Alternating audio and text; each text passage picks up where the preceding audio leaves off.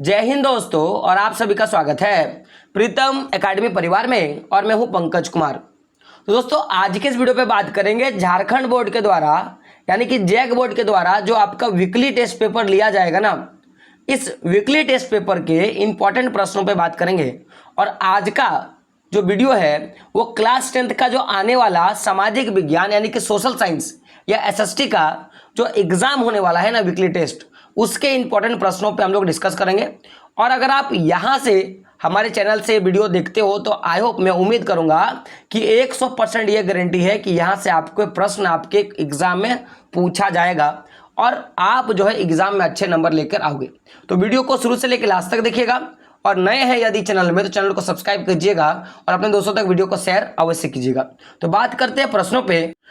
तो देख सकते हो, सबसे पहला प्रश्न है, महात्मा गांधी ने भारत में सत्याग्रह का प्रथम प्रयोग कहाँ किया था? और आपका ऑप्शन क्या है? चंपारण, दांडी, अमृतसर और कलकत्ता। तो याद रखिएगा, महात्मा गांधी ने जो प्रथम जो चंपारण का सत्याग्रह है वो आपका चंपारण बिहार में किया था। और डेट याद रखिएगा, 1917 का बात हो रहा है। तो पूछेगा गांधी जी के द्वारा चलाया गया प्रथम सत्याग्रह आंदोलन क्या था? तो चंपारण सत्याग्रह था, याद रखिएगा। और भारत आने के बाद गांधी जी ने टोटल 3 सत्याग्रह किया था, जिसमें से पहला तो चंपारण सत्याग्रह था, दूसरा आपका खेड़ा जिला का सत्याग्रह था, और तीसरा क्या था? अहमदाबाद का जो सूती मिल के जो मजदूर हैं उनके लिए सत्याग्रह किया था। तो 3 सत्याग्रह गांधी जी के द्वारा किया गया था भारत आने के बाद। तो प्रश्न ये भी पूछा जाता है कि गांधी जी ने चंपारण में सत्याग्रह कब शुरू किया था? तो याद रखिएगा, 1917 में गांधी जी ने सत्याग्रह किया था। तो 1917 क्या होगा? इसका आंसर हो जाएगा। आगे बढ़ते प्रश्न है आपका, रॉलेट एक्ट कब पारित किया गया था? तो रॉलेट एक्ट जो है आपका 1919 को कब किया गया था? 1919 को। और याद रखिएगा, जब रॉलेट एक्ट पारित किया गया था तो इसका कारण क्या था कि लोग जो है वो किसी प्रकार से सरकार विरोधी गतिविधि ना कर पाएंगे, इसके लिए रॉलेट एक्ट पारित किया गया था। और ये इतना था कि अगर कोई व्यक्ति जो है क्रांति करते हुए पकड़ा जाता है, या कोई व्यक्ति सभा करता है, या कोई व्यक्ति कोई आंदोलन करता पकड़ा जाता है, तो बिना मुकदमा चलाए उसे 2 साल का सजा हो जाता। बिना मुकदमा चलाए उस पर मुकदमा करता ही नहीं, कोर्ट बैठता ही नहीं, केवल और केवल सजा होता, 2 साल का सजा होता। और ये इतना गंभीर रूप से ये सजा था ना, इसके चक्कर में इसे काला कानून क्या कहा गया?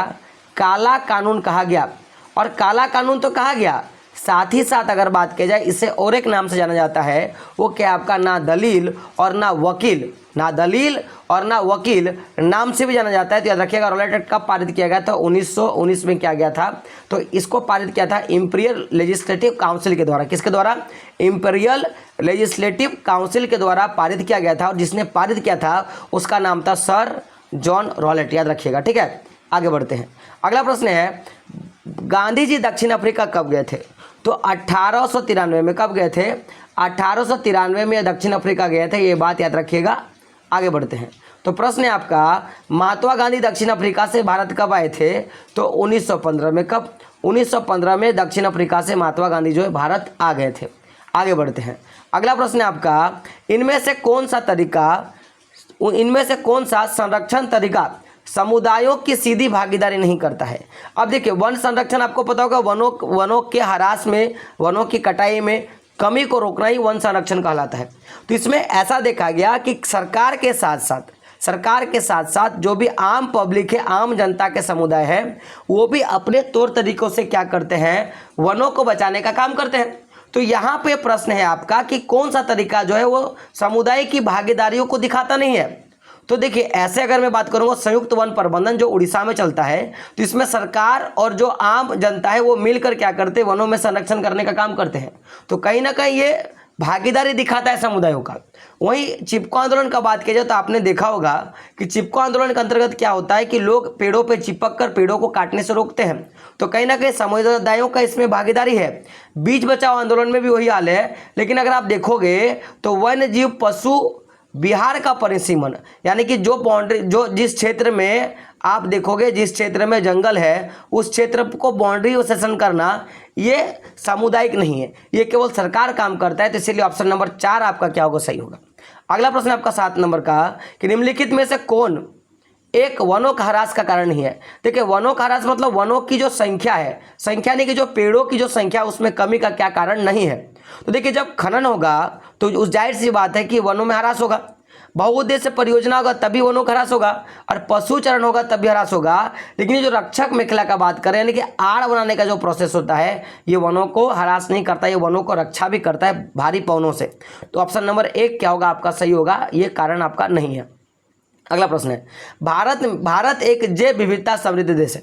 आपको पता होगा भारत में लगभग 8 लाख या 16 लाख के आसपास उपजातियां पाई जाती हैं।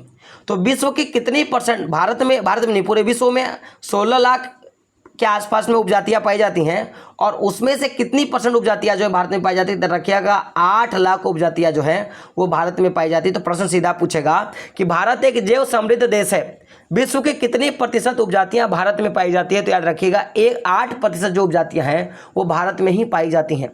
अगला प्रश्न है आपका कि हाल ही में हमारे देश में वन क्षेत्रों की वृद्धि किस वजह से हुई है। ऑप्शंस क्या, प्राकृतिक वन क्षेत्रों में वृद्धि, शुद्ध बोए गए क्षेत्रों में वृद्धि, विभिन्न एजेंसियों द्वारा वृक्षारोपण, और उपरोक्त में से कोई नहीं। तो देखिए जो भी अलग अलग प्रकार की एजेंसी हैं उनके द्वारा जो पेड़ पौधों को रोपा गया, जिसके कारण से हमारे क्षेत्र में वन क्षेत्र में क्या हुआ, वृद्धि आपको देखने के लिए मिला। तो ऑप्शन नंबर 3 आपका क्या होगा, सही होगा। आगे बढ़ते 10 नंबर का प्रश्न है आपका, निम्नलिखित में से किस राज्य में सर्वाधिक वन क्षेत्र है। तो याद रखिएगा मध्य प्रदेश। कहाँ पे है, मध्य प्रदेश में सबसे ज्यादा वन क्षेत्र है। तो आपका आंसर क्या हो जाएगा, मध्य प्रदेश आपका आंसर हो जाएगा। अगला प्रश्न है 11 नंबर का कि भारत में उपलब्ध स्तनधारियों में से कितना प्रतिशत को लुप्त होने का खतरा है। तो याद रखिएगा 20%, मैं किसका बात कर रहा हूं, 20% ऐसे स्तनधारी जानवर हैं जिनका लुप्त होने का खतरा मंडरा रहा है। तो ऑप्शन नंबर आपका क्या होगा, 2 आपका क्या होगा, सही होगा। अगला प्रश्न है, अंतिम प्रश्न है आपका, निम्नलिखित में से कौन लुप्त जातियां हैं। ऑप्शंस क्या है, चीता, गुलाबी सिर वाली बतख, पहाड़ी उल्लू, और इनमें से सभी। तो इनमें से सभी आपका क्या होगा, आंसर होगा जो कि लुप्त प्रजाति के अंतर्गत है। तो ऑप्शन नंबर 4 आपका क्या होगा, सही होगा। देखिए टोटल 12 प्रश्न पे बात किए, अगले एक वीडियो पे हम लोग और प्रश्न पे बात करेंगे, ताकि जो भी प्रश्न आ सकते हैं ना वो मैं आपको करवा दूंगा। और आप अगर इसको कर लेते हो तो 100% मैं बताऊंगा कि आपके जो भी आपका एग्जाम आ रहा है ना उसमें आपको यहाँ से प्रश्न आपको देखने के लिए मिलेगा। तो मिलते हैं दोस्तों अगले वीडियो में, तब तक ले जय हिंद, जय भारत, और आपका दिन शुभ हो।